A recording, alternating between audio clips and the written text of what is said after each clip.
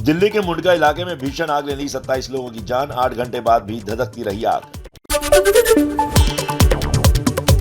मुंडका अग्निकांड में कंपनी के 2 मालिक गिरफ्तार। स्वास्थ्य मंत्री सत्येंद्र जैन के मुताबिक कंपनी के पास फायर एनओसी नहीं। राष्ट्रपति और प्रधानमंत्री ने हादसे पर दुख जताया। पीएम ने ट्वीट किया, दिल्ली में भीषण आग के कारण लोगों की मौत से बेहद दुखी हूं। मृतकों के परिजनों के प्रति संवेदना है। घायलों के जल्द ठीक होने की कामना। प्रधानमंत्री राहत कोष से मृतकों के परिजनों को 2-2 लाख और घायलों को 50-50 हजार के मुआवजे का ऐलान। दिल्ली के मुंडका में आग लगने के बाद बेबस लोग बिल्डिंग से कूदे। 12 घायल लोगों को अस्पताल में भर्ती कराया गया। मुंडका में लगी भीषण आग बुझाने गए 2 कर्मचारियों की भी जान गई। करीब 8 घंटे चला रेस्क्यू ऑपरेशन। बिल्डिंग में जहां आग लगी वहां सीसीटीवी बनाने वाली कंपनी का दफ्तर था। कंपनी में ज्यादातर महिला कर्मचारी काम करती थी। रात भर अपनों को ढूंढते रहे उनके परिजन। वो मुझे दिखाई दी थी ना, जैसे मैं आया था भाग के, तो वो यहाँ पे खड़ी थी, एक लड़की थी उसके साथ। तो उसको मैंने बोला, मैंने क्या कूद जा, तो वो कूदी नहीं। उपहार सिनेमा अग्निकांड के 25 साल बाद भी दिल्ली ने कुछ नहीं सीखा। मुंडका में आग के बाद अफरा तफरी, अपनों की तलाश में भटक रहे हैं लोग।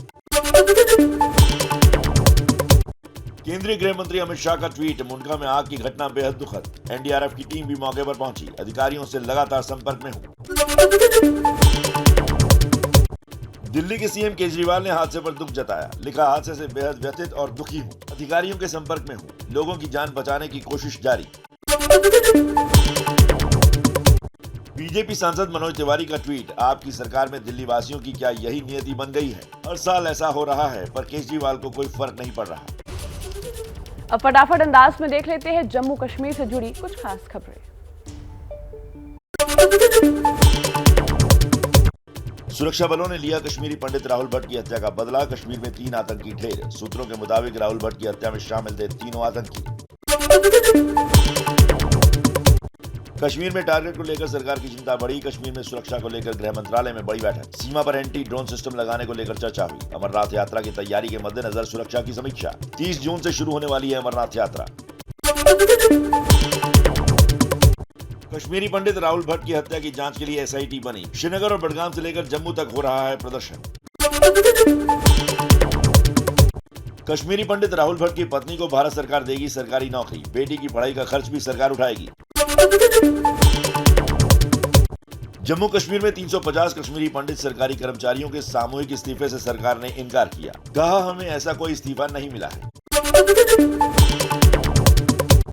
राहुल भट्ट की हत्या के बाद कश्मीरी पंडितों की सुरक्षा को लेकर बड़ा फैसला। 19 कश्मीरी पंडित अफसरों को फील्ड पोस्टिंग से हटाकर सुरक्षित जगह भेजा गया।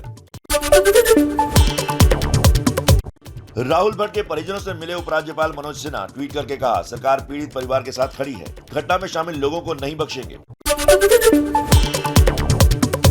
जम्मू कश्मीर में राहुल भट्ट और पुलिस कांस्टेबल की हत्या के खिलाफ लोगों ने लाल चौक पर कैंडल मार्च निकालकर विरोध प्रदर्शन किया।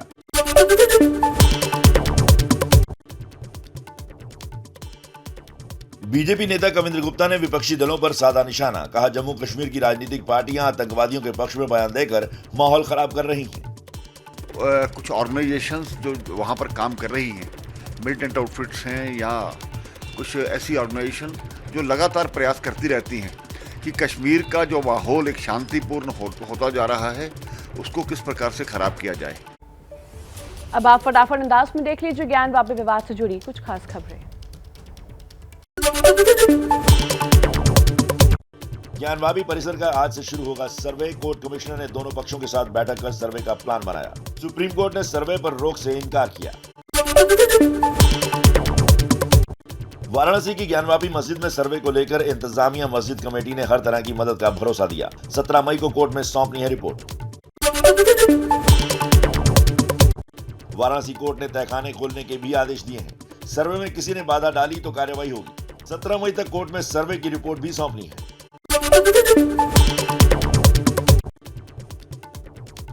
मथुरा के श्री कृष्ण जन्मभूमि शाही ईदगाह परिसर में सर्वे की अर्जी सिविल कोर्ट ने मंजूर की।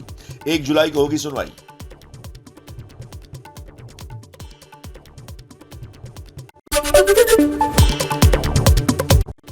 दिल्ली में बुलडोजर कार्रवाई पर सीएम अरविंद केजरीवाल सुबह 11 बजे पार्टी विधायकों के साथ बैठक करेंगे। दिल्ली में अवैध अतिक्रमण के खिलाफ नगर निगम का अभियान जारी। सुबह 10 बजे से मंगोलपुरी में एच ब्लॉक इलाके के आसपास अतिक्रमण हटाएगी नॉर्थ एमसीडी। आम आदमी पार्टी की चेतावनी, दिल्ली बीजेपी अध्यक्ष आदेश गुप्ता का घर और ऑफिस भी अवैध निर्माण, एमसीडी करे ध्वस्त, नहीं तो हम खुद चलाएंगे बुलडोजर। अब आप फटाफट अंदाज में देख लीजिए देश की राजनीति से जुड़ी कुछ खास खबरें। सांसद नवनीत राणा और उनके पति रवि राणा आज दिल्ली के कनॉट प्लेस के प्राचीन हनुमान मंदिर में हनुमान चालीसा का पाठ और महाआरती करेंगे। महाराष्ट्र के मुख्यमंत्री उद्धव ठाकरे की आज मुंबई में मेगा रैली। हिंदुत्व पर भाई राज ठाकरे और बीजेपी को करारा जवाब दे सकते हैं। राजस्थान के उदयपुर में कांग्रेस के चिंतन शिविर का दूसरा दिन। आर्थिक मामलों, किसानों के मुद्दे और सामाजिक न्याय को लेकर कांग्रेस करेगी प्रेस कॉन्फ्रेंस।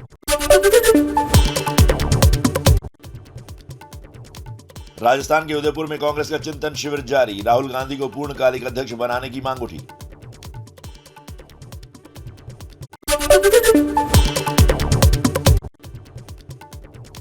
सोनिया गांधी ने कहा, लोग आज डर और असुरक्षा के भाव में जी रहे हैं। अल्पसंख्यकों, महिलाओं और अनुसूचित जाति के लोगों को निशाना बनाया जा रहा है। Keeping the country in a state of permanent polarization, compelling people to live in a constant state of fear and insecurity.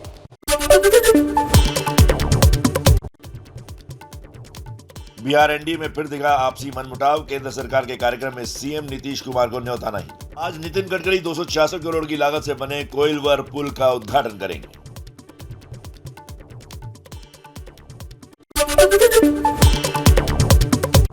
Mission Telangana की तैयारियों में जुटी बीजेपी। अमित शाह आज जनसभा करेंगे। पदयात्रा में भी होंगे शामिल। यूपी के सीएम योगी आज सुबह 9 बजे वाराणसी से कुशीनगर जाएंगे। प्रधानमंत्री के दौरे की तैयारियों का जायजा लेंगे।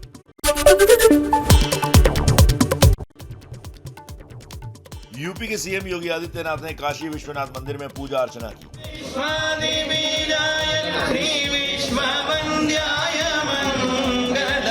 शिव विश्वैकपालाय मंगलम चरवृंदवन्द्याय। आम आदमी पार्टी ने गुजरात में शुरू की विधानसभा चुनाव की तैयारी। 15 मई से 182 विधानसभा में परिवर्तन यात्रा निकालेगी आम आदमी पार्टी। चुनावी साल में मिशन हिमाचल में जुटी बीजेपी। चुनाव प्रचार के लिए कुल्लू पहुंचे बीजेपी अध्यक्ष जेपी नड्डा। सीएम जयराम ठाकुर समेत कई बड़े नेता मौजूद रहे। मध्य प्रदेश के पंचायत चुनाव में ओबीसी आरक्षण पर शिवराज सरकार ने सुप्रीम कोर्ट में दायर की संशोधन अर्जी याचिका। कोर्ट ने बिना आरक्षण के पंचायत चुनाव का आदेश दिया था। मामले पर 17 मई को सुनवाई। अब आप फटाफट अंदाज में देख लीजिए अपराध जगत से जुड़ी कुछ खास खबरें।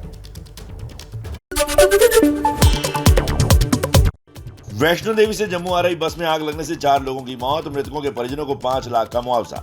जो यात्री यहाँ पहुंचे थे, जो दर्शन करके लौट रहे थे, उनके सामान धरे के धरे रह गए। और इस वक्त जितने यात्री इस बस में सवार थे उनमें से ज्यादातर अस्पताल में हैं और 4 लोगों की अब तक मौत हो चुकी है।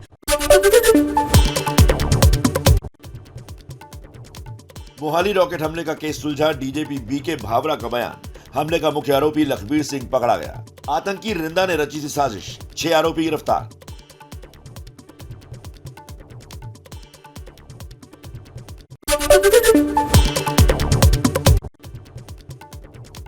लखनऊ में अतिक्रमण हटाने गई नगर निगम टीम पर हमला। भूतनाथ मार्केट के दुकानदारों ने नगर निगम कर्मचारियों को पीटा। केस दर्ज कर पुलिस कार्रवाई में जुटी।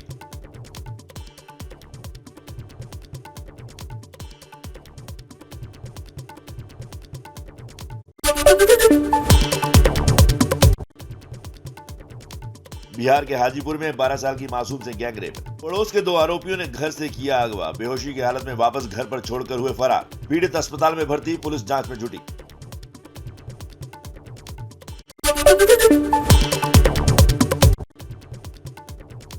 यूपी के मुरादाबाद में प्रेमी के साथ मिलकर पत्नी ने की पति की हत्या। सिविल लाइन थाना इलाके की वारदात। 10 साल पहले हुई थी शादी। आरोपी पत्नी गिरफ्तार।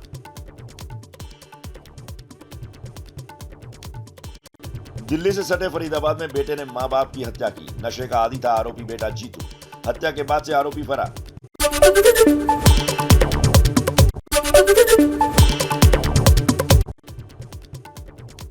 दिल्ली में आम आदमी पार्टी के विधायक अमानतुल्लाह खान को दिल्ली की साकेत कोर्ट ने जमानत दी। सरकारी काम में बाधा डालने पर कल हुई थी गिरफ्तारी।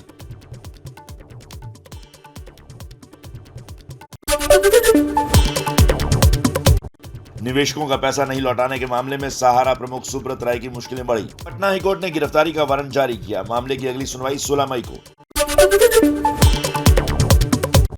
नीट पीजी की परीक्षा को स्थगित करने की याचिका सुप्रीम कोर्ट से खारिज। कोर्ट ने कहा एडमिशन में देरी से अस्पतालों का काम प्रभावित होगा। 21 मई को ही होगी नीट पीजी की परीक्षा। फटाफट अंदाज में देखिए कुछ और खास खबरें।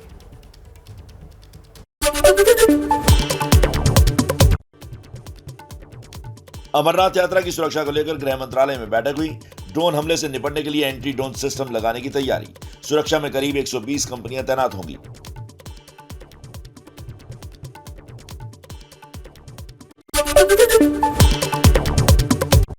देश में पिछले 24 घंटे में कोरोना के 2841 नए मामले सामने आए। 9 मरीजों की मौत। कुल एक्टिव केस 18,604 हैं। देशवासियों को नहीं मिल रही गर्मी से राहत। यूपी के मुरादाबाद में तपती गर्मी से लोग परेशान।